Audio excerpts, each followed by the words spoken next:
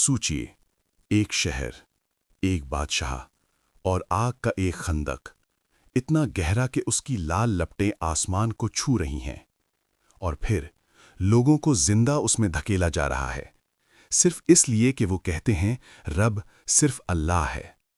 اندھیرا چیرتا ہوا منظر، چیخیں، دھواں، جلتی ہوئی مٹی کی بو۔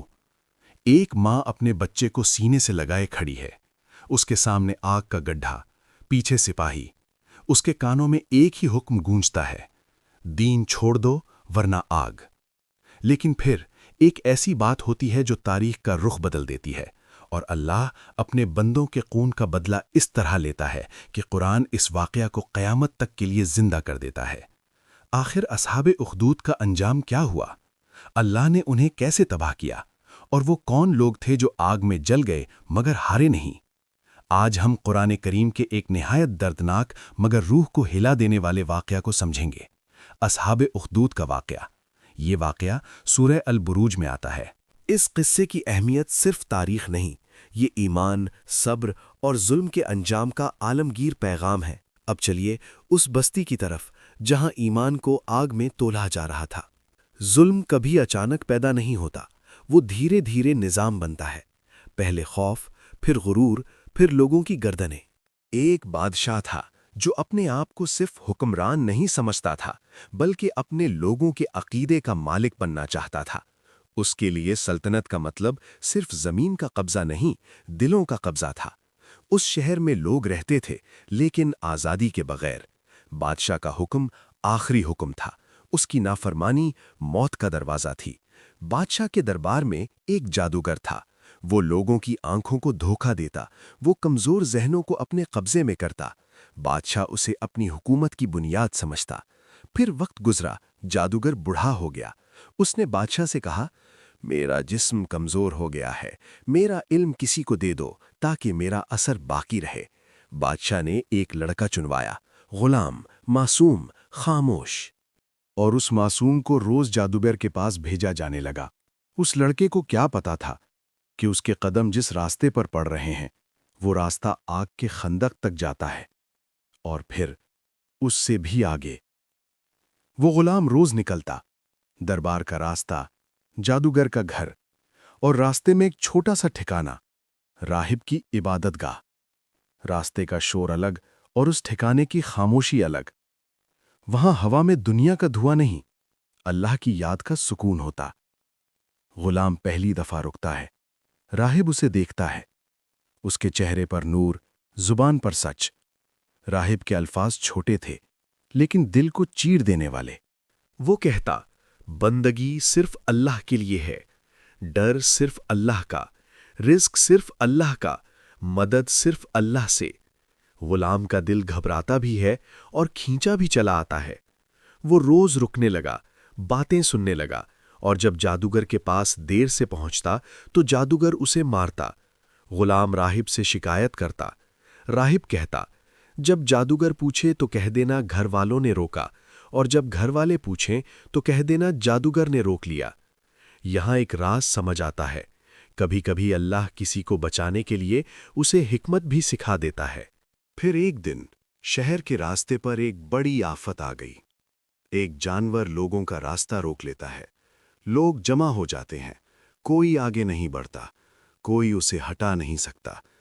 غلام خود کو آزماتا ہے، اس کے دل میں دعا اٹھتی ہے، اے اللہ، اگر راہب کا دین تجھے پسند ہے تو آج مجھ پر اپنی نشانی ظاہر کر دے۔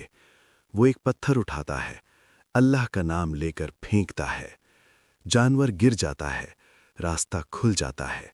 غلام کا بدن کانپ اٹھتا ہے، وہ سمجھ جاتا ہے، حق یہاں ہے، سچ یہاں ہے، اللہ کی مدد یہاں ہے۔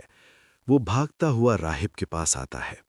راہب اسے دیکھتا ہے اور کہہ دیتا ہے، بیٹا، آج تو مجھ سے افضل ہے، تجھے بلا میں ڈالا جائے گا، اگر تجھے پکڑ لیا گیا تو میرا نام نہ لینا۔ یہ الفاظ خوف بھی ہیں اور بشارت بھی، کیونکہ اللہ جب کسی کو بلند کرتا ہے تو امتحان ضرور دیتا ہے۔ وقت گزرتا ہے، غلام اللہ پر یقین کے ساتھ لوگوں کے بیچ آتا ہے، لیکن اپنی طرف نہیں بلاتا۔ وہ کہتا، میں کچھ نہیں، सब कुछ अल्लाह है। लोग आते हैं, अंधे, कोढ़ी, दुख से टूटे हुए। गुलाम दुआ करता है, अल्लाह शिफा देता है। शहर में एक हलचल मच जाती है। लोग चुपके कहते, एक लड़का है जो अल्लाह के नाम से बीमार को ठीक होता देखता है। बादशाह के करीब एक शख्स था। रिवायत में उसका जिक्र बादशाह के हमनशीन के तौर पर आता है। वो अंधा हो चुका था। उसने सुना तो दिल में उम्मीद जाग उठी। वो गुलाम के पास आया, तोहफों का वादा किया, दुनिया की चीजें पेश की। गुलाम ने साफ कहा, मैं शिफा नहीं देता, शिफा अल्लाह देता है। अगर तू अल्लाह पर ईमान ले आए, मैं दुआ करूंगा। वो शख्स ईमान ले आया। गुलाम ने दुआ की, अल्लाह ने उसकी आंखें रोशन कर दीं। अब ये बात दरबार तक पहुंचती है, बादशाह के कानों तक, और तकब्बुर का जहर जाग उठता है। बादशाह उस शख्स को बुलाता है, पूछता है, तुम्हें किसने ठीक किया? वो जवाब देता है, मेरे रब ने। बादशाह का चेहरा सख्त हो जाता है। वो गरजता है, तेरा रब मैं हूं। वो शख्स अब ईमान की रोशनी से देख रहा था, कहता है, मेरा रब और तुम्हारा रब अल्लाह है। बादशाह जुल्म पर उतर आता है, सख्त अजियत दी जाती है, तकलीफ, धमकी। वो शख्स अपने ईमान से नहीं फिरता, आखिर उसे शहीद कर दिया जाता है। और अब निशाना गुलाम है, क्योंकि बादशाह समझ चुका था ये रोशनी यहां से फैल रही है। बादशाह गुलाम को बुलाता है, सवाल करता है, धमकाता है, अपना दीन छोड़ दो। गुलाम इनकार करता है। उसकी जुबान से सिर्फ एक बात निकलती है, रब अल्लाह है। बादशाह हुक्म देता है, इसे पहाड़ पर ले जाओ, ऊपर से गिरा दो। गुलाम को ले जाया जाता है। गुलाम के लब हिलते हैं, ऐ अल्लाह, तू इनसे मुझे बचा ले जिस तरह तू चाहे। फिर अल्लाह का हुक्म होता है, सिपाही हलाक हो जाते हैं, गुलाम जिंदा बच जाता है। वो सीधा बादशाह के पास वापस आता है। बादशाह की आंखों में दहशत उतर आती है। बादशाह दोबारा हुक्म देता है, इसे कश्ती में ले जाओ, पानी के बीच ले जाकर डुबो दो। गुलाम को ले जाया जाता है। पानी गहरा है, लहरें सख्त हैं। गुलाम फिर दुआ करता है, ऐ अल्लाह, तू इनसे मुझे बचा ले जिस तरह तू चाहे। कश्ती उलट जाती है, सिपाही डूब जाते हैं। गुलाम फिर जिंदा, फिर बादशाह के सामने। अब बादशाह को यकीन हो जाता है इस लड़के का साथ अल्लाह के साथ है, और जब अल्लाह साथ हो तो तीर भी बेअसर हो जाता है। बादशाह गुस्से और मजबूरी में पूछता है, बता, मैं तुझे कैसे मार सकता हूं? गुलाम जवाब देता है, तुम मुझे तभी मार सकते हो जब तुम सब लोगों को एक मैदान में जमा करो, मुझे एक लकड़ी पर बांधो, मेरे तीर से तीर लो, और सबके सामने कहो, अल्लाह के नाम से जो गुलाम का रब है। फिर तीर चलाओ, तब मैं मर जाऊंगा। गुलाम का मकसद अपनी मौत नहीं, हक का इजहार था। वो चाहता था कि बादशाह के जुल्म के सामने हक बिल्कुल वाज़े हो जाए, ताकि लोग जान लें रब कौन है। मैदान सज गया, लोग जमा हो गए, बुजुर्ग भी, जवान भी, औरतें भी, बच्चे भी। सबकी नजर एक ही जगह, उस लड़के पर। गुलाम को लकड़ी पर बांध दिया गया। बादशाह ने तीर लिया। वो चाहता था ये मंजर लोगों के दिलों में खौफ डाल दे, मगर अल्लाह ने इसी मंजर को हिदायत का दरवाज़ा बना दिया। बादशाह ने वो लफ्ज़ कहे जो गुलाम ने सिखाए थे, अल्लाह के नाम से जो गुलाम का रब है, और तीर चला दिया। तीर गुलाम के जिस्म में लगा और ज़मीन पर गिर गया। वो शहीद हो गया। एक लम्हा के लिए खामोशी छा गई। फिर एक ऐसी आवाज़ उठी जो बादशाह की सल्तनत से ज़्यादा ताकतवर थी। लोग पुकार उठे, हम गुलाम के रब पर ईमान लाए। बादशाह का चेहरा बदल गया। उसे समझ आ गया, मैंने लड़के को मारा, लेकिन उसके जरिए पूरी कौम को अल्लाह की तरफ कर दिया। अब बादशाह ने वो जुल्म किया जो कुरान ने क़यामत तक के लिए महफूज कर दिया। उसने हुक्म दिया, खंदक खोदो, आग जलाओ, ईंधन जमा करो।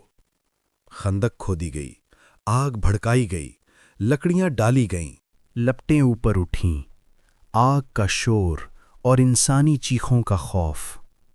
कुरान के अल्फाज इस मंजर को क़यामत तक के लिए महफूज कर देते हैं। खंदक वाले हलाक किए गए, وہ آگ والی جو ایندھن سے بھڑکائی گئی، جب وہ اس کے کنارے بیٹھے تھے اور مومنین کے ساتھ جو کچھ کر رہے تھے اس پر خود گواہ تھے۔ ظالم کنارے بیٹھے، ان کی آنکھوں میں رحم نہیں، ان کے چہروں پر فخر۔ وہ دیکھ رہے تھے کون جلتا ہے، کون پلٹتا ہے، کون ٹوٹتا ہے۔ مومنین کو لایا گیا، ان سے کہا گیا دین سے پھر جاؤ، وہ کہتے ہم نہیں پھرتے۔ پھر ایک ایک کو آگ کے قریب لے جایا گیا، کسی کو دھکا، کسی کو گھسیٹا گیا، اور آگ انہیں اپنی لال لپٹوں میں لے لیتی۔ پھر وہ منظر آتا ہے جو دل کو کانپنے پر مجبور کر دیتا ہے۔ ایک ماں، اس کی گود میں بچہ، آگ سامنے۔ ماں کے قدم لڑزتے ہیں، وہ آگ میں چلی جاتی ہے توحید کے ساتھ۔ اب سوال پھر اٹھتا ہے، اللہ نے اصحاب اخدود کو کیسے تباہ کیا؟ قرآن ان کے لیے ہلاکت کا حکم سناتا ہے، اور قرآن بتاتا ہے جن لوگوں نے مومنین اور مومنات کو ستایا پھر توبہ نہ کی، ان کے لیے جہنم کا عذاب ہے اور جلنے کا عذاب، یعنی ظلم کا حساب اللہ کے ہاں لکھ دیا گیا۔ اگر دنیا میں فوراً نہ بھی سامنے آئے تو آخرت میں ضرور ظاہر ہوگا، اور وہی تباہی اصل تباہی ہے۔ اور جو جل گئے، قرآن ان کے لیے جنت کا وعدہ کرتا ہے۔ ایمان اور نیک اعمال والوں کے لیے باغات ہیں جن کے نیچے نہریں بہتی ہیں، یہی اللہ کا وعدہ ہے۔ اصحاب اخدود کا واقعہ ہمیں بتاتا ہے، ظلم جتنا بھی بلند ہو جائے، اللہ سے بلند نہیں ہوتا۔ آگ جتنی بھی تیز ہو، اللہ کی قدرت سے تیز نہیں ہوتی۔ بادشاہ جتنا بھی طاقتور ہو، موت اس کے سر پر بھی کھڑی ہوتی ہے۔ اس قصے کے درس بالکل صاف ہیں۔ پہلا، توحید پر جمنا مومن کی پہچان ہے۔ دوسرا، صبر صرف آنسو روکنا نہیں، دین پر قائم رہنا ہے۔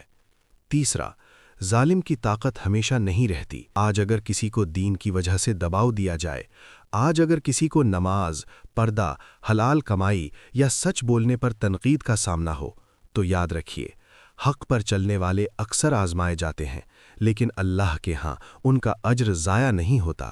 اپنے ایمان کو مضبوط کیجیے، قرآن کو سمجھ کر پڑھنے کی کوشش کیجیے، اور اپنے گھر، اپنے دوستوں، اپنی اولاد کو یہ واقعہ ضرور سنائیے۔